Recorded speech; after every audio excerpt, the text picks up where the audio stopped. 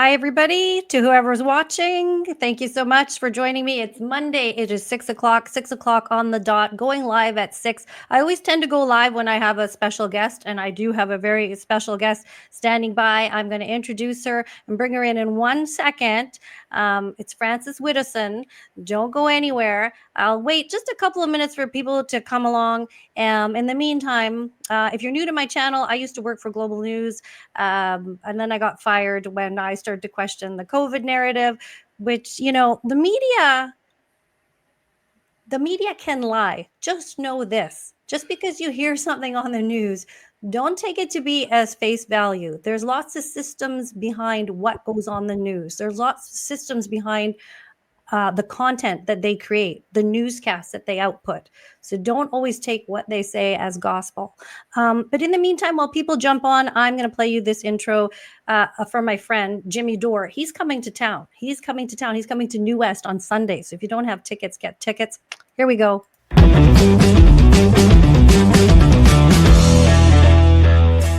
Like my friend Anita Krishna in Canada, she worked for a Global News or a big news network. She started to ask just regular questions. She's like, isn't that what we're supposed to be doing? We're a news organization. Isn't that what we do as a news organization? And she got fired for that, of course. Crazy. Of course I did. I think you're nobody. You're not somebody until you've been fired. And my guest that's standing by has also been fired. So we'll talk to her about that. But the person that made this documentary, I want to just we're going to talk about him a lot, but his name is Simon Hergott. He used to work for Global as a camera operator. He worked there for 10 years and he also got fired. So if you speak up and out against a narrative, it's the end of you. And these institutions, they try to end you unceremoniously, like as if you're garbage, like as if what you have to say isn't true. And there are some things you just can't speak about. Like some things are completely verboten. You cannot say anything bad about vaccines. You can't say anything bad about certain religions. You can't say anything. You can't question anything. And God forbid you question maybe what might have happened at a residential school. God forbid you are someone that has some history, that has some background, that has some knowledge, that has something to say and can offer insight, that you've studied that you have a perspective. God forbid you say the wrong thing. They'll make it almost illegal and throw you in jail if you question certain narratives. So we're going to get into all that.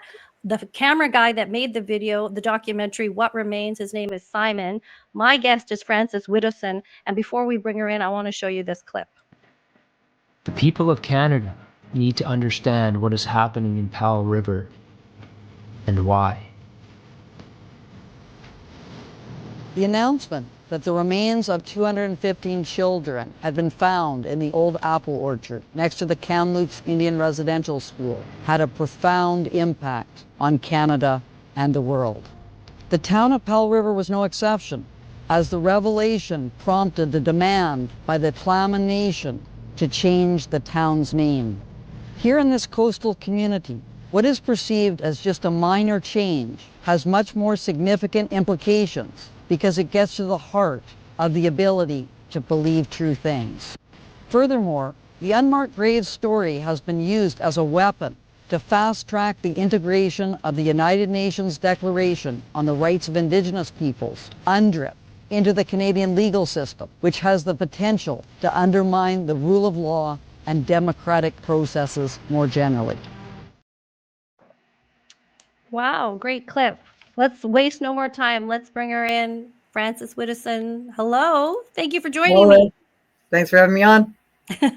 Great. Well, it's the second time I've seen you. I saw you recently when you got an award. That Yes. was lovely. Did you have a good time that evening? I had an excellent time. You actually got an award instead of getting bullied and getting accosted or people have been quite nasty. Yeah, this is the nature of the beast this time around. So, you know, one shouldn't take these things personally. It's important not to take things personally. See yourself as a symbol that people are fighting against, and act accordingly. Wow. Okay, so in a nutshell, I mean, you are a professor. You were fired from Mont Royal University. You're a doctor too. I should address you properly. And what did you, before we get into the topic of today's show, what did you get fired for? I got fired for satirizing the mob that was trying to get me fired. So what happened was a professor, an Indigenous scholar activist by the name of Gabrielle Lindstrom, who now goes by the name, her maiden name, Gabrielle Weaselhead.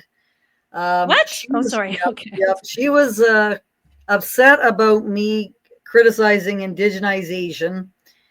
And so she started to instigate a mob initiated by a student. It was an anonymous Twitter account, supposedly a student-led group. She was trying to encourage this student group to try to get me fired. And while she was doing this, she was implying that it was important to be loving and kind and to try to bring people together with humility and grace. And so I found this hard to take seriously, this kind of hypocrisy. And so I started to satirize her attempts to get me fired. And this enraged her and her supporters. And as a result of this, we entered into this long Twitter exchange. And Mount Royal University, instead of protecting me from this mob, it found me guilty of harassment and creating a toxic work environment. Oh, please.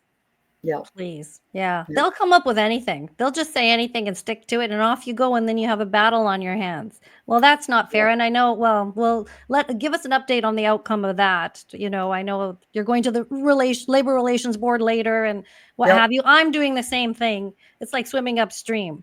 Yes. But it is nice to stick it to them if you can. Well, you have to, you should always follow these processes through to the end, not because you expect a great result, but because you want all these authorities and decision makers to justify their actions. And then you can, at the end of it, do an assessment of how the institutions have been destroyed. And that's what I'm hoping to do. I'm hoping to go to the Supreme Court of Canada on this one, so that we can get the courts to, write down why they think this was appropriate to push out, a truth-telling professor out of an institution instead of standing up to all these activists who are destroying the institution. Absolutely. Well, I wish you all the best with that. If there's anyone that can fight that battle, it's you. Yep. Okay, tell me a little bit. I started to read a little bit before I watched the documentary, What Remains. I started to read just a little smidgen of Disrobing the Aboriginal Industry, the deception behind Indigenous cultural preservation. Now, even just like in the beginning, I talked about things that are verboten. It is verboten to even say this, isn't it? Like to use terms like this is very triggering to people. They get very upset that you could say this, but you strike me as a woman who just kind of cuts through things and just sees the the practicality of the situation. You're kind of like, what are we doing here? So I was going to start with your backstory in the beginning of this piece that you talk about going up to do some work at a diamond mine. And what they had to do was defer to the Aboriginals. Like it struck you that they had all the rights and they knew nothing about mining. Do you want to talk about that for a minute or two? That part of the story. Mm-hmm. So that book was published in 2008, and actually Mount Royal knew that that book was just coming into print when I got hired at Mount Royal. So it wasn't something that Mount Royal was unaware of. Anyway, Albert Howard, who's the co-author of that book, and I were in the Northwest Territories in the 90s. And what happened is that Albert Howard was working for Aboriginal organizations, and I was working for the government. And I was supposed to be involved in the implementation of the government's traditional knowledge policy.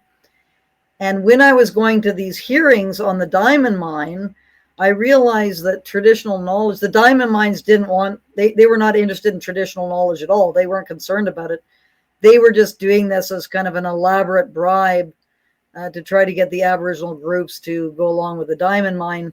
But it had very serious implications, this attempts to integrate what was called traditional knowledge into all aspects of government policy, because traditional knowledge is a combination of what's called local knowledge and also the spiritual beliefs of Aboriginal groups.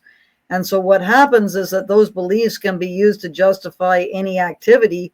including the overexploitation of resources or any other kind of problematic initiative. And so I, as a private citizen, spoke out against this policy, and I was suspended because I had breached the duty of I think it's called the oath of loyalty or something like that. And so I thought, well, because I'm not able to tell the truth in the government, Mm-hmm. go into the university system to to tell the truth, which worked for about 20 years, and then in 2021 it was all over. Everybody lost their mind. But this diamond mine story, that was in the what year was that? In the late 90s? Yeah, so it was 1995, I guess. That's when it started. And then 1996 was when the article was written that was called Traditional Knowledge Threatens Environmental Assessment in the journal Policy Options. So at this time, you started noticing a pattern, or you started noticing something that didn't make sense as to how we treated Aboriginals. I would say that it's pretty safe to say that you have a great affinity for the Aboriginal culture. You've studied it. I mean, what some people might describe, oh, that Frances, she's a racist and she's a hater. Isn't it quite the opposite? Yeah, well, we're trying to solve problems. Like, that's what Albert and I were trying to do, is we were trying to understand why, with all the money that's going into Aboriginal communities, attempts to address these problems and these problems continuing, why was this happening?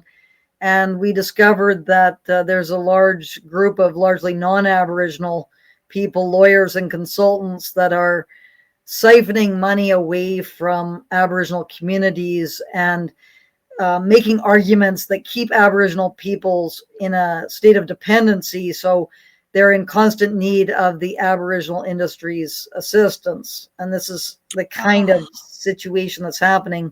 So disrobing the Aboriginal industry is exposing how that unfolds and the kind of arguments that are used to basically not solve these problems, continue these problems, so that money can be extracted to, create more grievances, largely legal grievances. That's the nature of the industry, is that instead of solving the social problems, you get everyone into these legal grievances, which then, of course, require huge amounts of legal fees to be paid.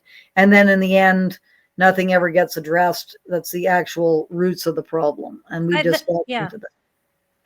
I think you're totally right. I have to say I haven't thought very much about it, but nothing ever gets better. You still hear the reserves have no clean drinking water. Some reserves are nice. I used to know a Métis guy, and he said that he liked his reserve that where he came from, and it was nice. He had a nice home with a family, but you don't always hear that type of story. So it's like they keep the maybe Aboriginal or First Nations community in this constant state of a dire situation, and yet they're not getting any money. And who's getting the money? The chiefs? Who's getting it? The chiefs, right? Maybe?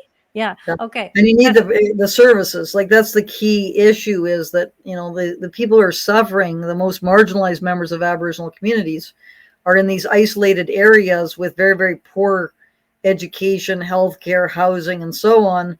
And there's no programs or services that are in place to improve things in these Aboriginal communities. The money just largely goes to the industry and to the privileged elements within these communities.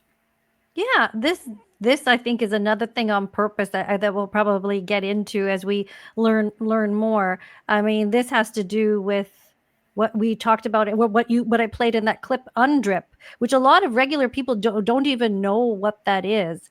In a nutshell, how would you explain UNDRIP to your neighbor or your friend that, I work in a normal environment where people don't know really anything about what I ever talk about. So sorry. Yeah, so this is quite a complex legal framework. But it was initially a United Nations document, which is supposedly nation to nation. So the United Nations were supporting Aboriginal groups as nations having the right to self-determination. And this was all symbolic. It started off as a symbolic entity. And I argued against it right off the bat, even as a symbolic gesture, because I don't think it's accurately describing Aboriginal groups, which are small, mostly small, isolated groups that have small populations. They're not nations like Quebec, where you would be able to form your own state. That's generally what nations are considered to be in the international system. Those groups that are aspiring for statehood and want to become their own state. Anyway, but that was bad enough, that this kind of false information that UNDRIP was kind of promoting. But then it got entrenched in legislation in British Columbia, especially. That's the only province that is entrenched it. But also the federal government did entrench it with after the Kamloops claim was made, because it sort of greased the machinery to accept all sorts of Aboriginal demands after the unmarked graves claim was made. Anyway, what it does is it has an ethnic principle that is put into a geographical system. So instead of having provinces where you have a geographical boundary, municipalities which have a geographical boundary, Canada which has a geographical boundary. So you're in a municipality, you no longer live there, you go live in another municipality. And everyone can come in and out of those municipalities depending upon their circumstances. What UNDRIP does is it entrenches an ethnic principle, which is an Aboriginal group whereby people who don't belong to that Aboriginal group can't enter into that group and become part of that political dynamic. And so now with UNDRIP, you have those Aboriginal entities that have decision-making power over non-Aboriginal entities who have no ability to hold those Aboriginal groups to account. And this is going to have massive implications for British Columbia especially, but it will also have implications for, federal crown lands. It largely involves crown lands, but as we saw from the Cowichan decision, they're also to some extent going to impact private lands as well. It's not very clear, but the principle is not consistent with liberal democratic principles, which are geographic. We're all part of British Columbia. We're all part of Alberta. I moved to British Columbia, and now I'm part of the British Columbia political system. But I cannot become part of the Nisga'a or the Tla'amin or all these other elements. Whereas the Tla'amin, people can go and live in Powell River if they want to, but people from Powell River cannot go and live in the Tla'amin kind of. Meaning that you can go live in, if you're from a certain band, you can go live in Powell River. And am I understanding this right? And then become part of that band? No. Yes. Part of Powell River. So okay. you will now vote in Powell River municipal elections, but there's no opportunity for a non-Tla'amin person to move from Powell River to the Tla'amin. So it's an ethnic-based, an ancestrally based, tribally based system, as opposed to a geographical principle. And those two things are not consistent with each other. But it's because it's using an international kind of language, which is state to state. So our relationship between the United States and Canada, for example, we can move to the United States and maybe become a citizen and so on, but we have no say over what goes on politically in the United States. We can't vote in their elections or anything like that. But what it's done is it's kind of taken that idea that you have the United States, or that now it's got its own little thing within Canada, but it's only the ethnic group that's associated with that can control anything that goes on there. So, and if I can just give an example of this, which is easier to understand, there's a group that has docks in a place called Pender Harbor. So this is in British Columbia. They're waterfront properties, and they have these docks, and this is discussed in What Remains. And they want to now do changes to their docks, but their docks are on Crown land. And what UNDRIP has done is it's created a sort of a joint management body that includes the Aboriginal group and the provincial government. And in order for those residents to try to change their docks, they need approval from this Aboriginal group that is on this joint provincial Aboriginal group body. But those people in Pender Harbor have there's no accountability between them and this Aboriginal group that sits on this joint committee. So the lines of accountability have been severed in British Columbia, which is going to mean that people who are not part of an Aboriginal group are going to have no ability to influence how those decisions are made in the end, because it's not an accountable system, because it's not based upon a geographical principle. It's based upon an ethnic principle, which is based on ancestry, as opposed to, where you happen to live in the province of British Columbia at that time.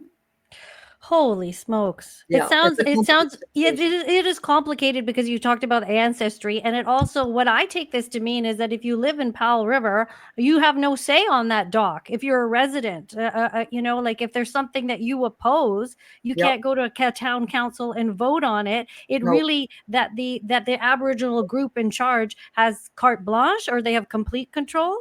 In a way, they're in association with the provincial element. So typically, what would have been the case, it would have been a provincial government body that would be making decisions about provincial crown lands.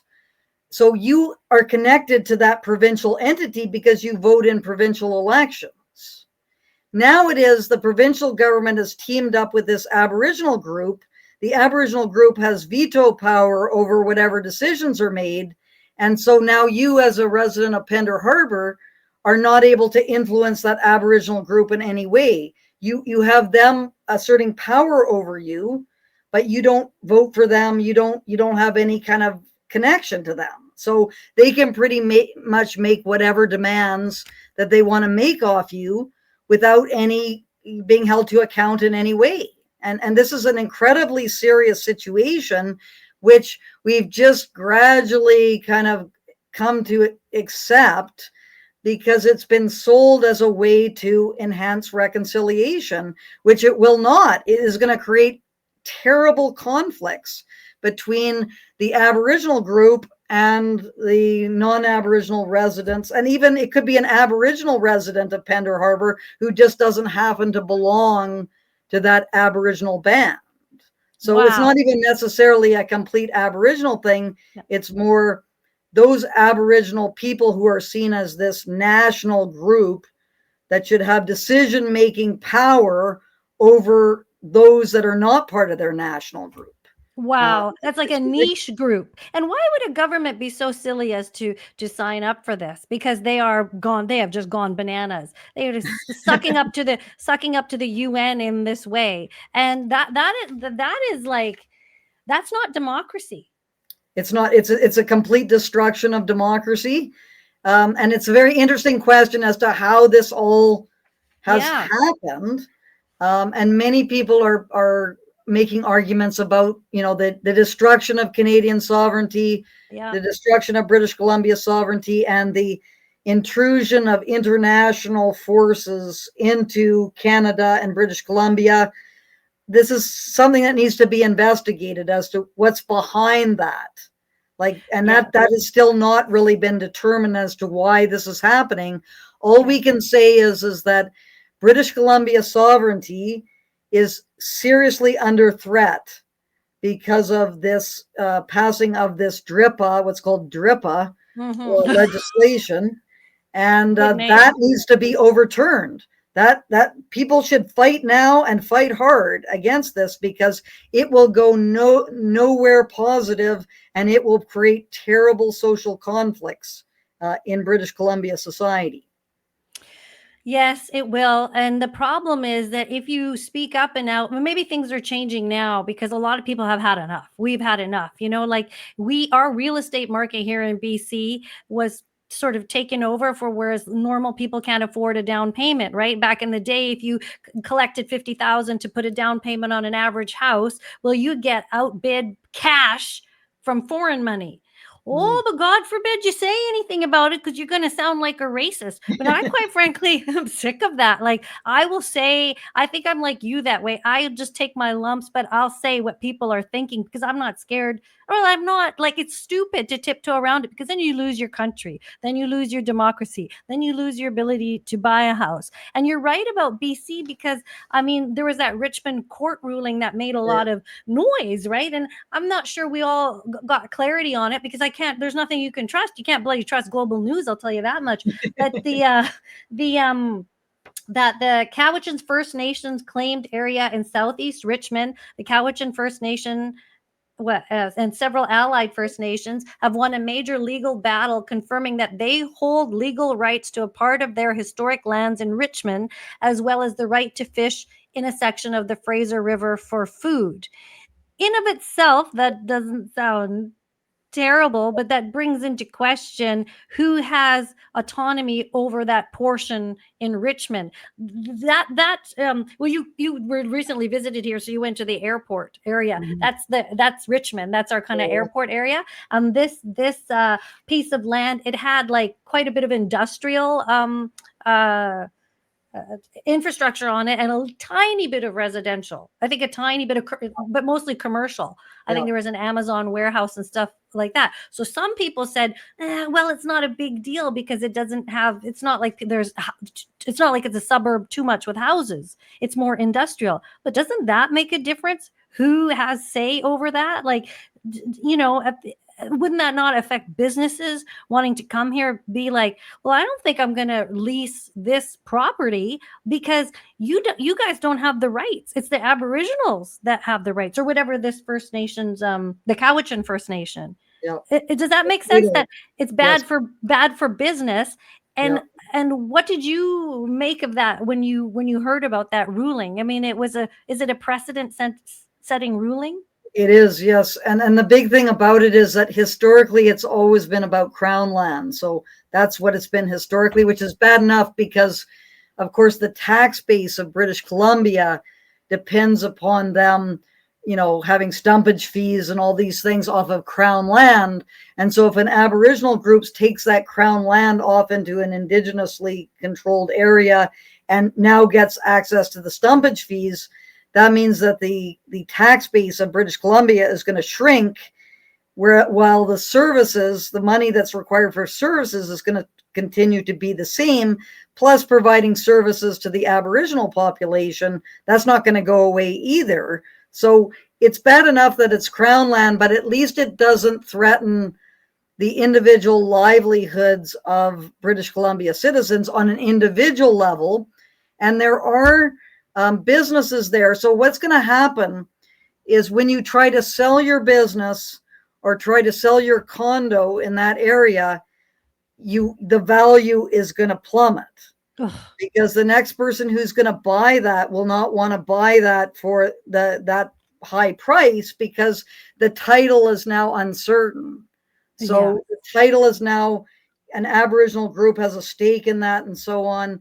And you know, this has been happening in British Columbia and all across Canada now since all these legal arguments began to be made about Aboriginal title and oral histories and all these things. And it's a very difficult area because the law profession, especially the law schools, have been taken over by the Aboriginal industry.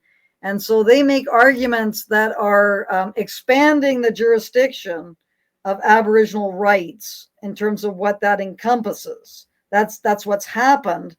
And the legal arguments in terms of from an academic standpoint are quite contested, but they've never really been able to have, you know, full hearing because of all the accusations of racism and so on that have happened when people try to talk about this issue, which is Aboriginal. And just if I could just explain briefly. Yes. Aboriginal groups historically were tribal and subsistence oriented. They were not they were at a lower level of development, cultural development than European nation states. And so they did not have surveyed boundaries. They had fluid boundaries as one group went into one area and another group came and they fought over those boundaries. Now you have several groups claiming title to the same spot of land. And this is going to cause massive uncertainty in terms of who actually has title over that area. And of course, the Aboriginal industry loves this because this means it's going to go on for the next 100 years of all these groups arguing in court. And now we're going to have the fee simple landowners thrown into the mix as well. So that's what's happening in Pender Harbor, is that the residents now have hired lawyers to challenge the Aboriginal groups who have their lawyers. And then you have the government that has its lawyers. And you can see who's going to make all the money off of these initiatives. It's going to be the lawyers, and all the attempts to solve the Aboriginal problems of, poor health, terrible education, housing, which is falling apart, poor drinking water, that's never going to get resolved. Oh my gosh. So it's just a mess. It's a mess. Yeah. But do you think that's, I don't know, to play, because maybe an Aboriginal group maybe has title over a certain area, do you have faith that that group will make the right decisions and do the right thing for that area, for the prosperity of the area, and take into account the commercial property, the residential property? Like, I'm a business thinker. I think in terms of business, right? Like, think in terms of prosperity. So you're saying no, you're shaking your head no. You don't have faith that these groups will do the right thing. No, you can educate me, because they're not democratic. Not democratic. So, like, everyone's going to say in response to this, well, the British Columbia government is, it's not exactly doing, appropriate things. It's acting in all these terrible ways, but it's democratically elected. So if you don't like what the British Columbia government is doing, then you have yourselves to blame, and that's the challenge, is to mobilize enough citizens to say, hey, we've had enough of this autocratic, government that's doing all these crazy woke things, and we need to get a more rational system in place. If the Aboriginal groups are in charge, you have no democratic control over that group, because it is based upon ancestry, not geography, which is the liberal democratic principle. And it's a fundamental incompatibility with liberal democracy that we have been sold this bill of goods, because we've been told that this is going to be helpful to Aboriginal people. This is going to improve their circumstances. It doesn't help them either, because it's the privileged tribal entity that grabs control over that system and benefits a very select group and leaves all the marginalized people who are not related to the people in power out in the cold. So it's not beneficial to anyone to have this in place, and it has to be fought against really hard, and it has to be fought against now, before the whole legal system has been taken over by this kind of very, very undemocratic ethnic principle. Well, it's very stupid of our governments to sort of get down with this. They're the ones putting us in this position. We elect them so that hopefully they'll make good decisions. We all know that they don't do that now. And so if they're getting involved in this to their own demise of this province,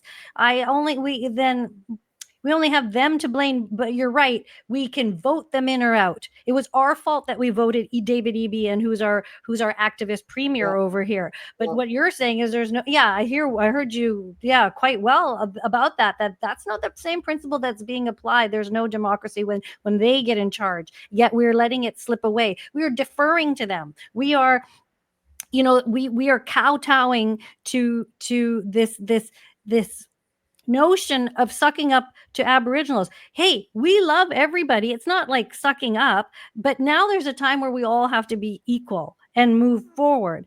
And the other problem is, you're speaking about this, so anybody that comes home from work and Googles me or whatever, watches me or whoever the other podcasters you've been on, they'll be informed. The problem with everything is we're relying on the news media to inform people and to report things properly. And you know how that goes. which brings me to where we should probably talk about now. You are good friends with Simon Hergott now because you made the documentary together, and he Yep. can tell you, how bad global news was to us. I mean, you cannot trust what they did. And okay, okay. I don't even know where to start, but I'm going to play a clip of Paul Johnson's story from back in 2021. Maybe I'll play the clip first, but maybe 215, this number of 215, this, my children are supposed to go to school with the orange shirt and all of this. And my kids are, my son is like, he's 15 now, but he's like, I'm not wearing an orange shirt because you told me to. I'm not wearing a pink shirt. I don't get down with this shirt thing. He's not into it. But he says to me, he's got problems with land acknowledgements. He disagrees with me politically on a lot of things, but he doesn't agree with the land acknowledgement and a lot of things of it. He goes, it's so phony. It's so empty. Like, why are we saying this? But we don't teach anybody about Native culture and what have you. But anyway, I'm getting off topic, but the 215, somehow we got to 215, and it's become a famous number. And what do you think? Yeah, I know, so this like, is the Kamloops announcement. So yeah. this is a very interesting situation, which was on May 27th, 2021. The Kamloops Indian Band put out a press release announcing that the remains of 215 children had been confirmed at the Kamloops Indian Residential School, and some of these children were as young as 3 years old. So that was the announcement.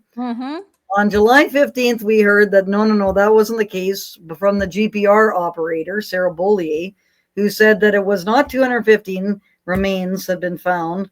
It was 200, not 215, 200 targets of interest, which were these hits on the GPR, which, as we have come to know, can be anything. You don't see remains. It could be boulders, it could be cobbles, it could be animal burrows, etc. Anyway, you might be wondering why it's now 200 instead of 215. And that's because Sarah Bollier, because she did not do the proper job ahead of time, which is assessing the excavations that have been done on the site. She found out after the fact that 15 of those 215, where though she had 15 hits, was in an area that had been previously excavated by the Simon Fraser University Archaeology Department, and they had not found any remains there. So she had to downgrade her number from 215 to 200, which raises the question, if she was wrong on the 15, couldn't she also be wrong on the 200?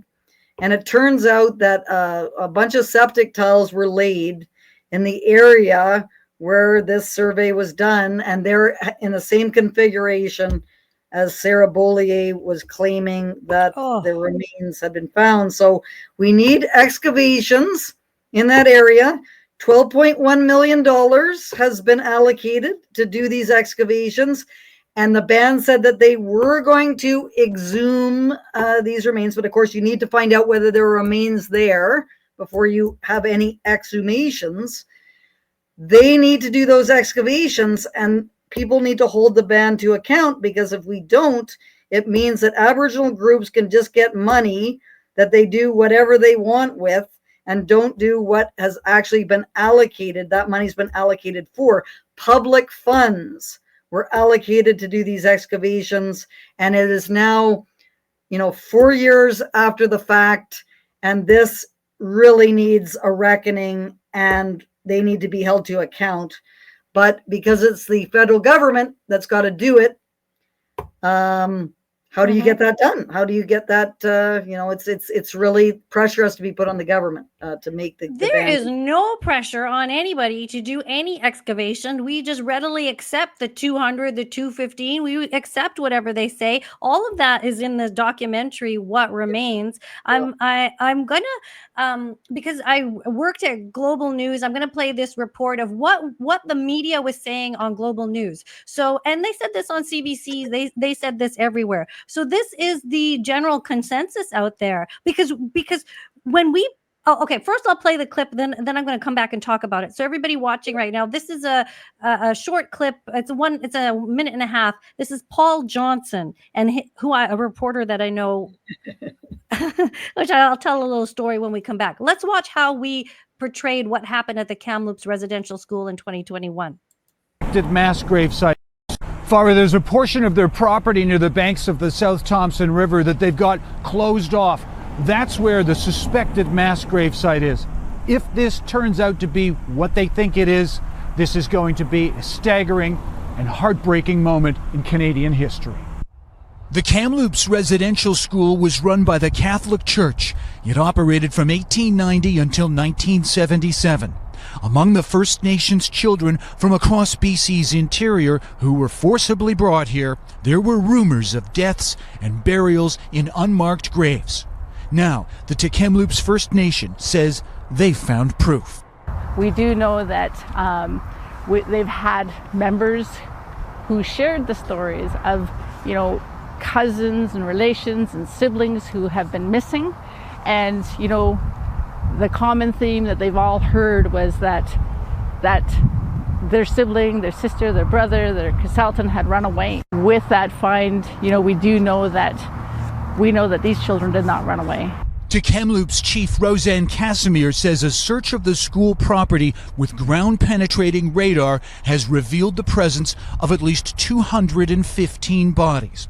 From the imagery obtained, they suspect many are small children. It was very horrifying to learn that we've found 215, remains of children, within our grounds. We were going through grief and loss here, knowing that these were children. Who were the children? How did they die? What were their stories? All of that is unknown at this point. Yeah. Okay. Can I say something about that story first? Okay. Well, then in Paul Johnson, I know it's making, have you seen, it's been a while since we've seen that, right? I'm sure you have lots to say.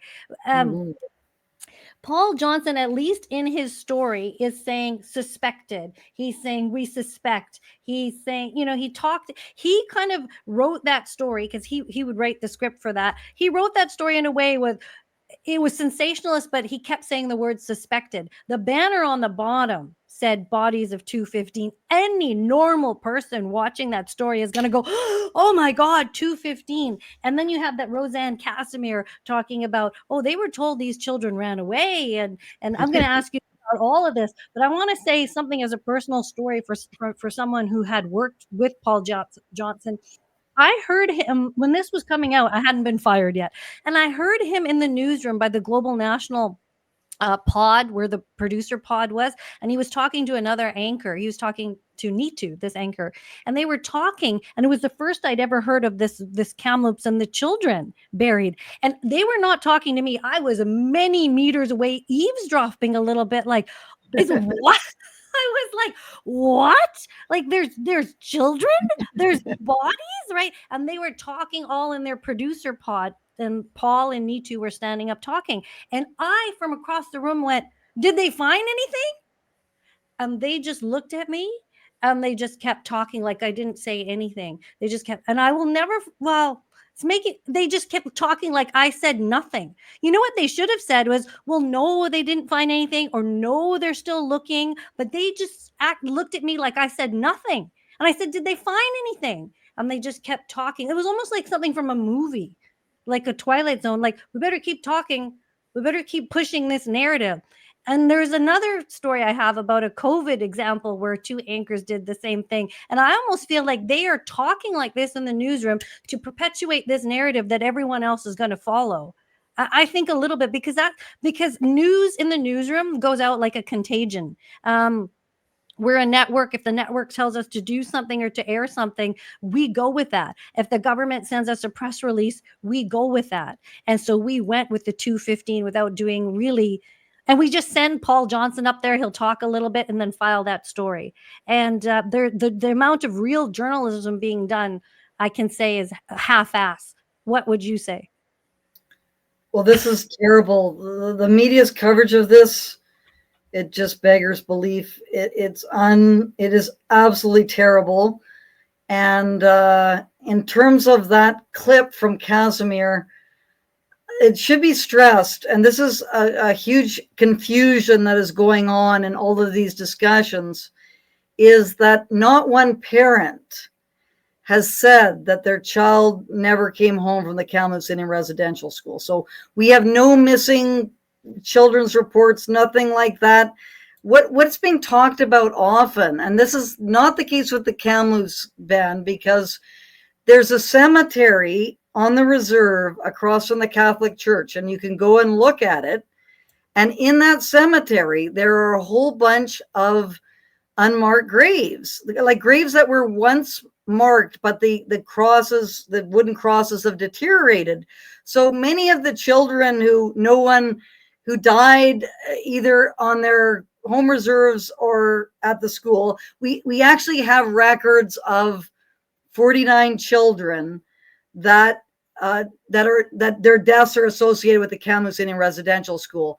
25 of those 49 did not die at the school. They died at their home communities, or died in accidents, or died in hospital. And I think 4 of those children are buried in the Kamloops Cemetery, and all of the other children are buried in other cemeteries.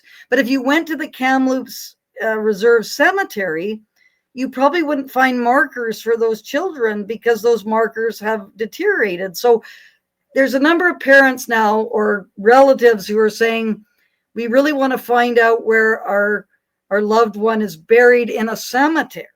Like, they don't know exactly where in the cemetery their child is, or child or the relative. But that's a whole different situation than saying children, well, as Roseanne Casimir is saying there. She's implying, or maybe she's directly stating, that there's all these children who no one heard from them again. The parents don't know where they are.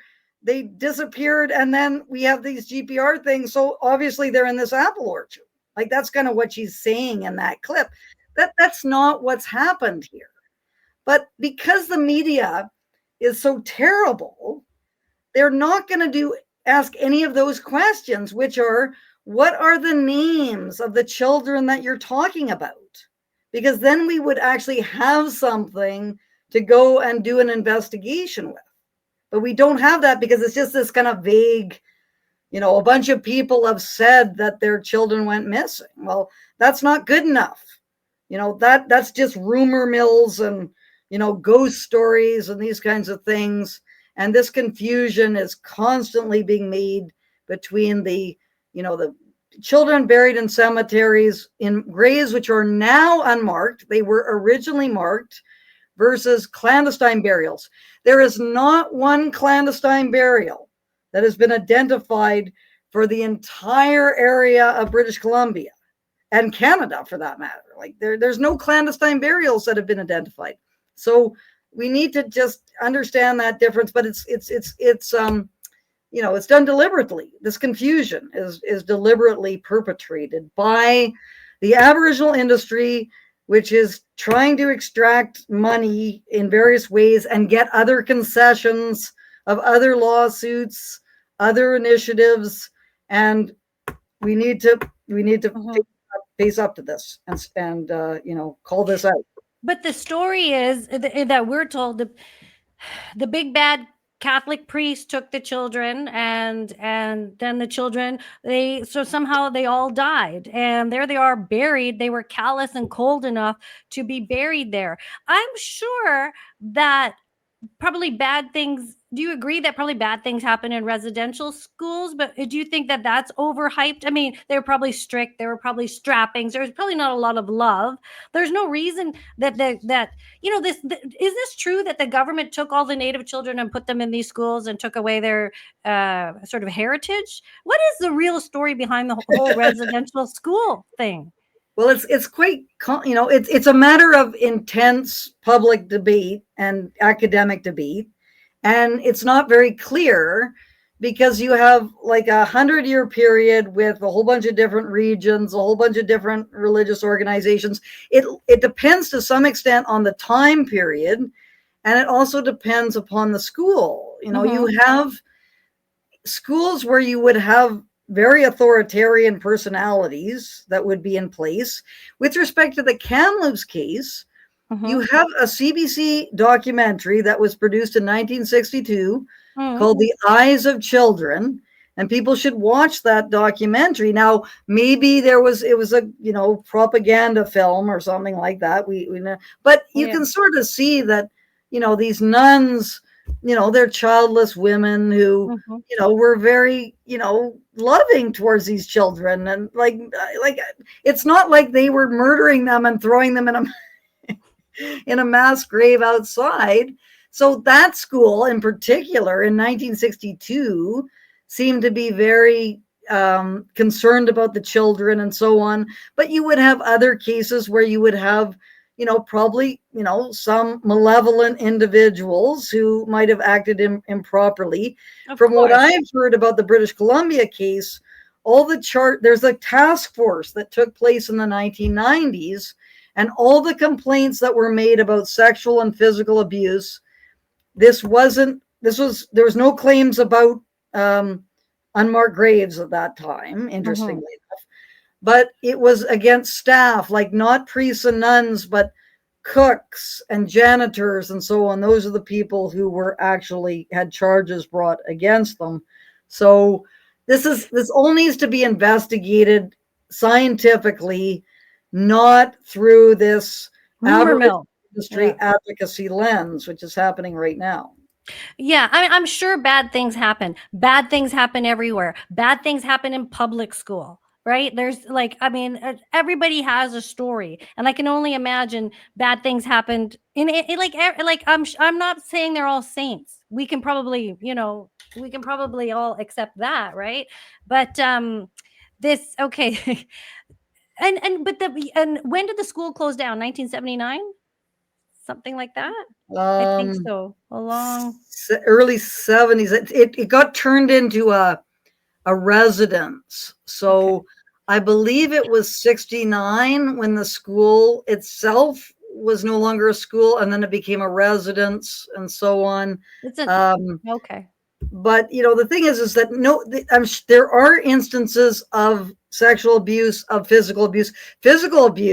I'm sure there is. That was the norm. Like the strapping that's physical abuse now, but that at the time, that was seen as, you know, that's spare the rod and spoil the child. You know, that was the attitude. It was a long time ago. My mom got strapped in school. My dad did, like her, you know, their hands, you know, like it's not that I'm sure that happened. I'm sure nice things didn't like some not nice things happened there at any school. I'm sure that you know, there was huge logistical problems in many of these schools, like trying to get enough supplies. There was disease, like, you know, there's been documented, you know, Peter Bryce's report in 1907. That was terrible ventilation systems and, you know, substandard kind of buildings. You know, these were all things that were going on. And in my view, one of the largest problems was, you know, there's a lot of insensitivity to the difficulties Aboriginal people were experiencing. So there was kind of a harsh mentality that existed, especially in the early days of the schools. You know, so there was a lot of problems which need to be, you know, understood and figured out. But that's a totally different situation than this whole clandestine burials kind of arguments. Absolutely. There's no evidence for the clandestine burials at all at this stage, and that's not recognized by the Canadian public very well. No, because of the bloody media. Because the media, all the government has to do is send a press release to the newsroom, and then they do a little. That's it. I remember reporters going to interview Aboriginal people who are adults who claim they went to the school and they didn't have a good time and things were sad and things like that. So yeah, I believe their testimony. If they didn't have a good time at school, lots of people didn't have a good time at school, and I think we can say on record, I'm sure bad things happen. But that, like you said, that is completely different than going around and saying there's 215 bodies buried in the apple orchard. If there's a pretty easy way of going to figure out how to get the final word on that. And anybody that doesn't want to see the final word on that, shame on them. You can say, well, we don't want to disturb the dead. Oh, so you'd rather just go with this, and they were We given don't the know there's money. dead though. We do not know that there are dead to disturb. Like this is kind of in order to find out whether there are dead, Yes. we need to have, and you don't have to do a very large, you just go to where the septic tiles were laid, do some excavations and see whether you get the tiles or whether there's something else there, these kinds of things. But it really, there needs to be pressure put on the band. And the worst thing is that the government just a couple months ago gave the band another $12.5 million. So now they have like $25 million so total. Like the government at that time should have said, hey, we'll give you the 12.5 additional million dollars after you do the excavations, which you're supposed to spend the initial $12.1 million on. But they didn't do that at all. It's just like they've just totally given up on, having any kind of oversight over the matter at all. If somebody gave you and me a couple of million, 2 million, we'd go up there and sort that out in a week. I would have that sorted out in a week.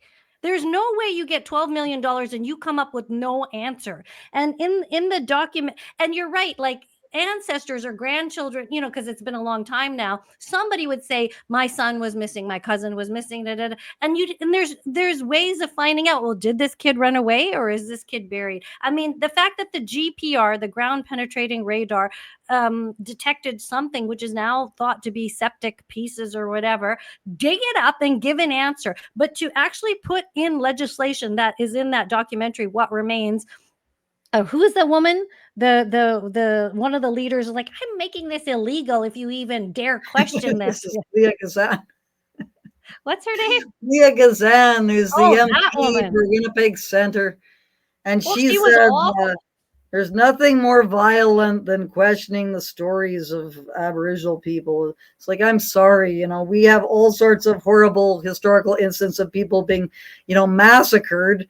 That's obviously more violent than the fact that you're questioning the story of someone who claims that there was, these atrocities that happened at some residential school, which, you need evidence for this. Like we cannot just go by the testimonies of Aboriginal people.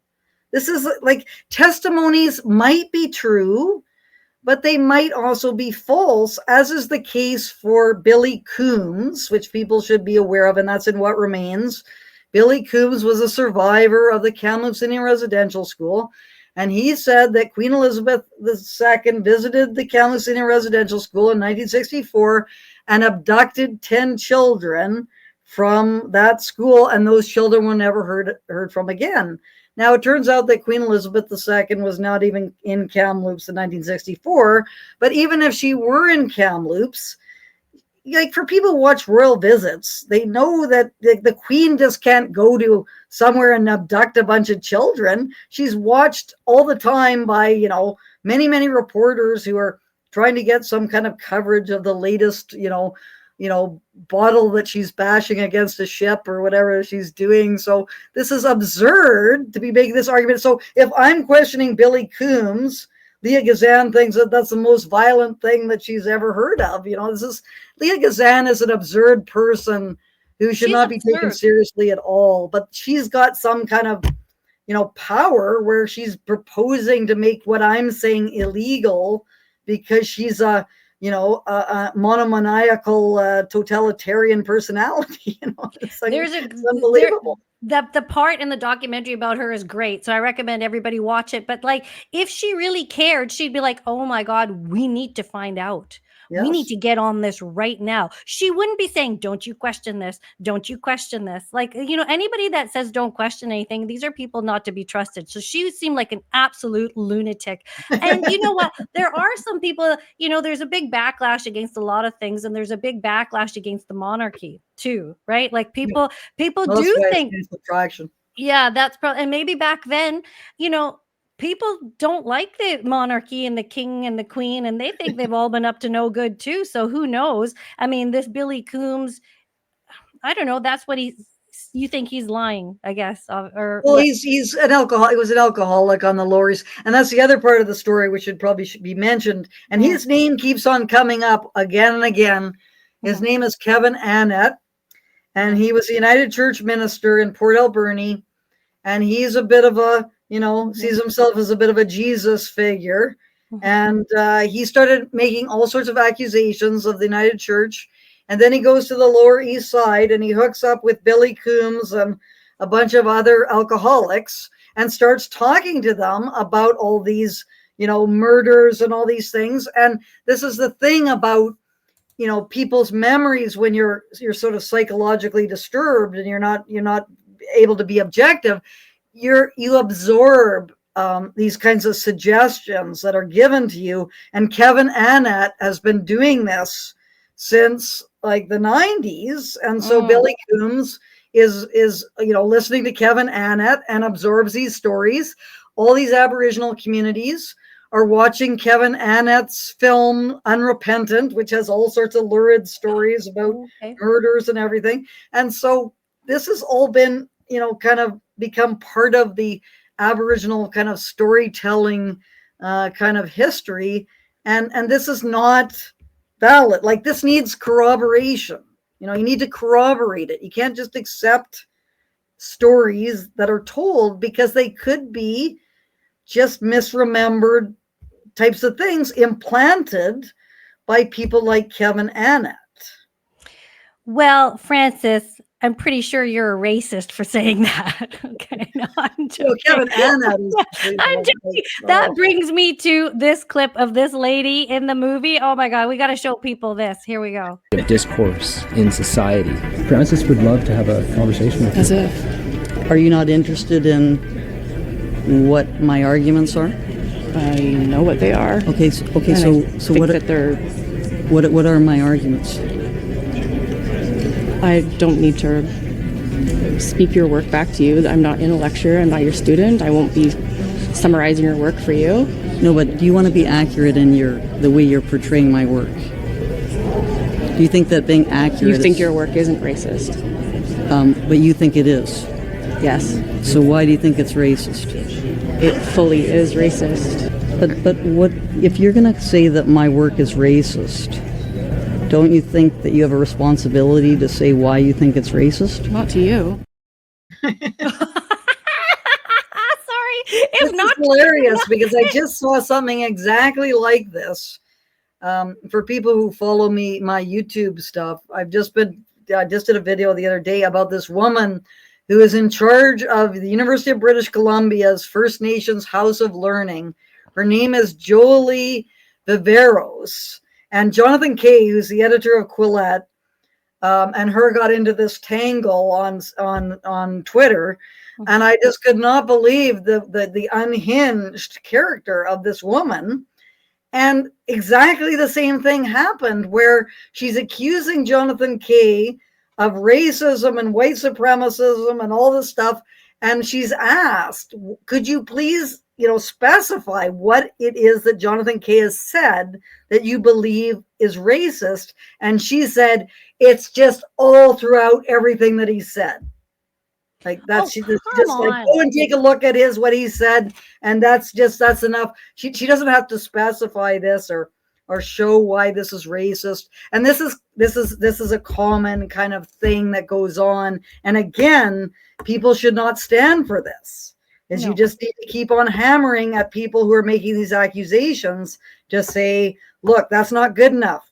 If you're going to accuse someone of have these defamatory claims, which is what they are, you need to be held to account for the accusations that you're making. And I think people have just about had enough of this tactic.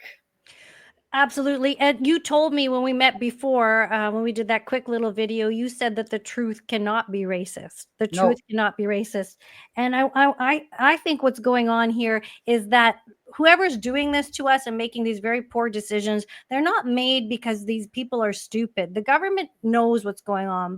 These decisions are deliberate. Like, this is what I saw all through COVID, is that they force you to do things and you don't question it, and there is an agenda, and whoever actually controls this agenda is playing the long game. That's what I think is going on. And I think that I think that in this day and age, I don't know.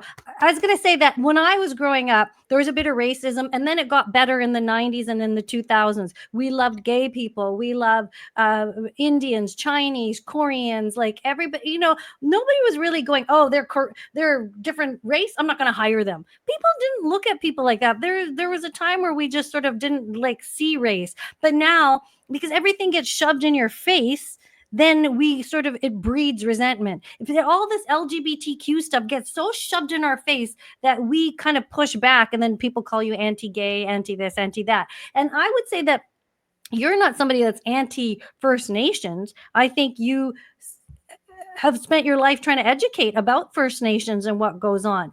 Like, I don't think that you want to see 215 children buried. Do these people want that to be true? Do they think that you want that to be true? You don't want that. The thing is, you want the truth. And what they're doing is, I think they're using Natives to as guilt pawns to bring in UNDRIP. I think that's what's going on here. Well, there's definitely, political pressure for various things. And a lot of people attach whatever their political agenda to, it's usually using compassion to do it. So yeah, say, if you're a kind person, then you'll go along with this. And if you oppose it, you're obviously this horrible, nasty person who wants to, oppress Aboriginal people and so on. We have to start, I don't really know what's going on as to why all this is happening. We need to sort of start to try to get the facts on the ground about it. So what facts do we know about all of these things that are happening? We know that Canadian sovereignty and British Columbia sovereignty are being weakened by initiatives like UNDRIP. But what is the forces behind that? Like, what is driving that? Like, that's not all that clear right now. At least I haven't studied it, so I don't know, but it's something to be documented as to what you're getting the sense moving into the Aboriginal. So the Aboriginal groups now are getting control of all these areas. The industry is obviously benefiting from this. But what, is it, the Chinese, are they setting up corporations in Aboriginal communities? Who's benefiting from this? Like, this is something that needs to be investigated. It's such a good question. I don't know, because everything seems crazy. The COVID thing is crazy. Well, we can see who's benefiting financially, but whoever pulled those strings of the elites, whatever this fifth column is, I don't know. But somebody's got people, because if you have a logical brain and you have a business sense and you care about your country, you don't want to see your country not be economically viable. You want the best for your country. So having these stupid things we're doing, like what you're talking about, oh my gosh, I've talked to you for so long, I didn't even talk about the fact that the Powell River, they want to change their name. That's in the documentary. But somebody is doing something. And, I want people to know that it is not racist to question. You're not sexist to question things. You are looking for the truth, and we're looking for the truth. And if you haven't figured it out by now, try and catch up. That think something's wrong, like something is wrong here. So we can't go around. That doesn't mean if you want to wear an orange shirt, wear an orange shirt. There has to be some accountability. And I can't let you go without asking you quickly about this thing. It's like, why have time? But like the viral video, the interview you did with this young girl, Jordan. Now that went all over the place. Like, people saw that. That was terrible. But that was the CBC. For folks that didn't know, Frances did an interview with this CBC journalist who really tried to take Frances out, but had no facts. She's like, there's 6,000. Well, my sources say, and then you weren't even yelling or doing anything. And she's like, don't raise your voice.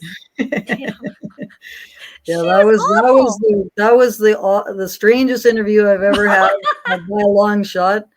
Obviously this person wasn't the the most significant person at CBC. But the point is that CBC used to be a reputable news organization, and they would have some oversight about the people that were working for them. But this woman, and probably it was the culture of the CBC too, which has been terrible on the whole, examination of the unmarked graves, and, Grave Error, which is the book that Jordan Tucker was interviewing me about, because I was going to Quesnel to, talk to the city council about their denouncing of this book. Jordan Tucker hadn't even read this book, was just there to accost me about it. And then in the whole, unfolding of this interview, she was so antagonistic towards me that I just, took it to her, because I was just completely gobsmacked that there could be any interview that would be taking this kind of approach, which was basically a completely ideologically, laden kind of perspective.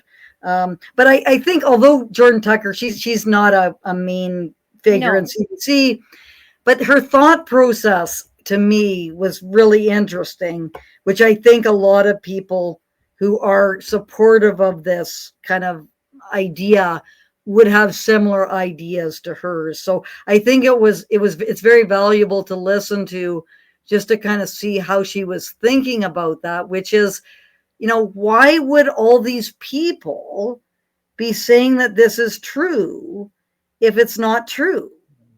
Like, that's kind of the approach that she's taking. When a journalist, you cannot be doing that. Not at all. If you work any kind of critical thinking, you cannot accept that, popularity is the same thing as validity. You have to look at every claim in terms of the evidence that is presented to support it. So I think it's a real lesson for people to sort of understand the kind of not very clear thinking that is going on with respect to this issue. She was told something and she thinks it. So that was it. And that's all they say at CBC. And I don't know, was she doing that for radio or it was for radio? It was for radio. No, I saw it on television. So so yeah, so it was on TV, and I have the actual, it's in the description on my YouTube channel.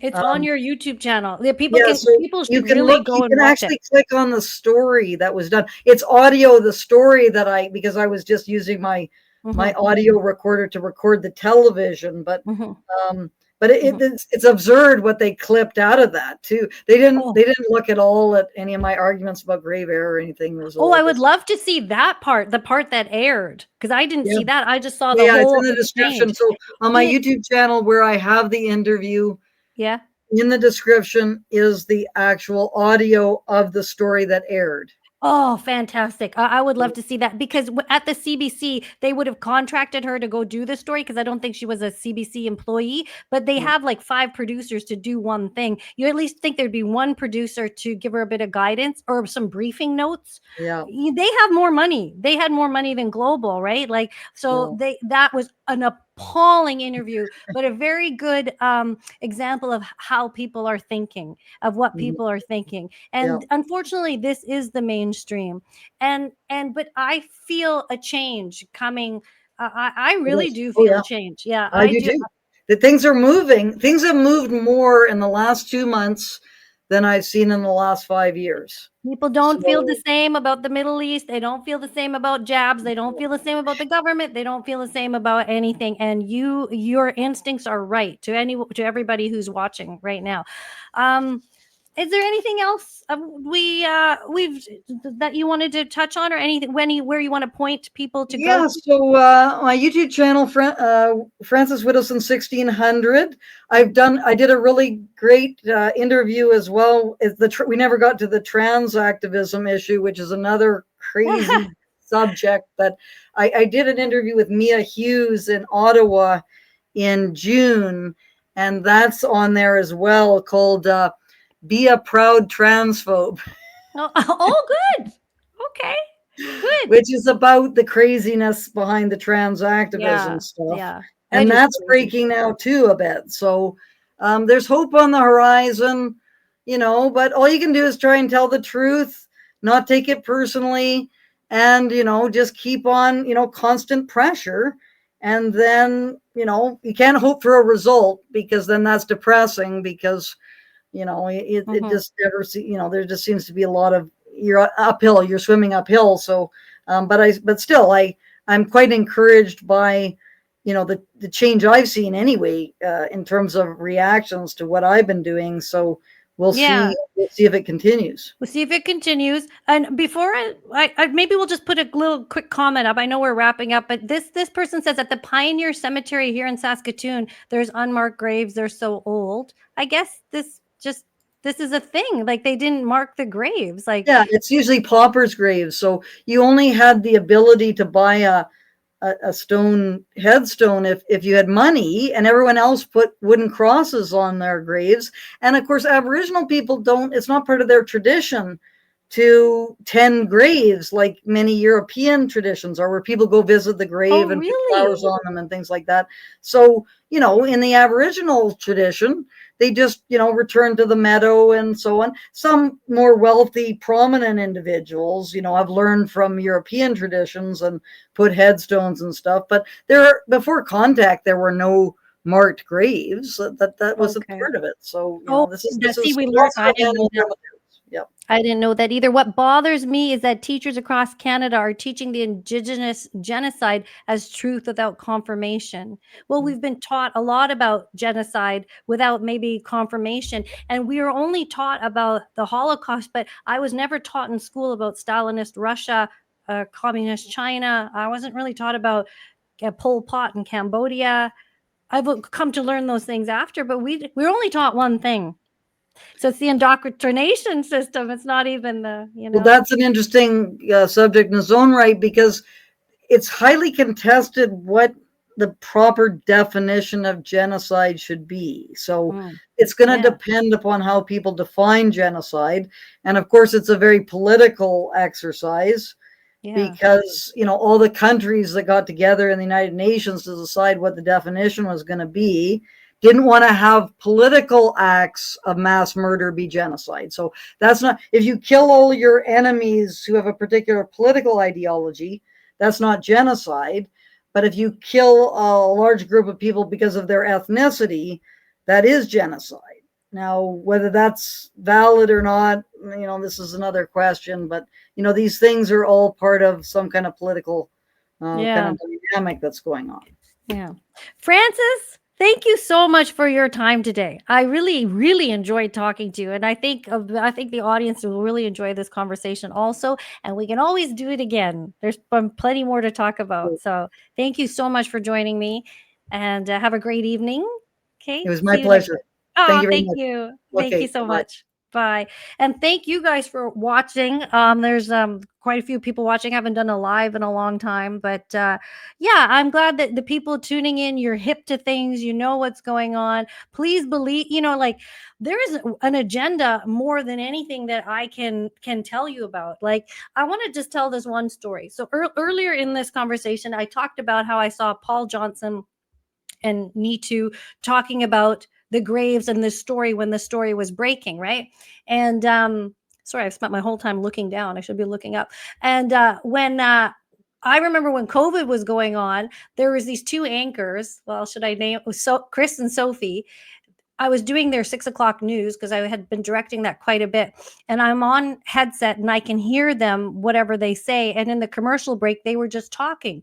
They were talking to one another. And the only people that could hear was the crew. And they were saying, it was so easy to get the jab. Yeah, everybody should just go out and get it. Yeah, like, what's the big deal? Literally, that's how they were saying it. That's the tone of how they were saying it. And then Chris was like, yeah, it's so easy. And then Sophie was like, yeah, why wouldn't you just get it? And maybe they were doing a bit or having a bit of fun, but that's what they were saying. And I was listening and I was like, there's no way in hell I would ever take this. I just kept that silent to myself because we were in commercial break, but it did not go unnoticed how much they were saying that. And in a way, when the whole crew is listening, when the whole crew is on headset and those two anchors are saying something like that, they are perpetuating a narrative of what is good. Okay, they're perpetuating what is the right narrative. If you hear them talk about that, you're really not going to speak against that when they're colloquially just saying that, just in passing. But I'm wondering if they're doing that as sort of mini indoctrination or something, so that if anyone was going to speak out, they wouldn't speak out. And I remember talking to another anchor, Colleen Christie. Sorry, I'm just going to name her. And I was like, when we were mixing, matching vaccines, I was like, why are they mixing and matching these things? They tell you to take an AstraZeneca and then they tell you to take a Pfizer or Moderna, mixing, matching, like it's a bloody Sleep Country mattress or something like that. And I was like, this can't be a good idea. And I said to her, do you think that this is a good idea to mix and match these things that you don't even know what the outcome is going to be? And she goes, take the first one. Take the first one you can get. Take the first one you can get. And I was like, whoa, that is psychotic. And so when she says, take the first one you can get, that signals to everybody, shut the hell up. Don't say anything. Don't, like, that's right. Somebody said they're 100% pure blood. Right on.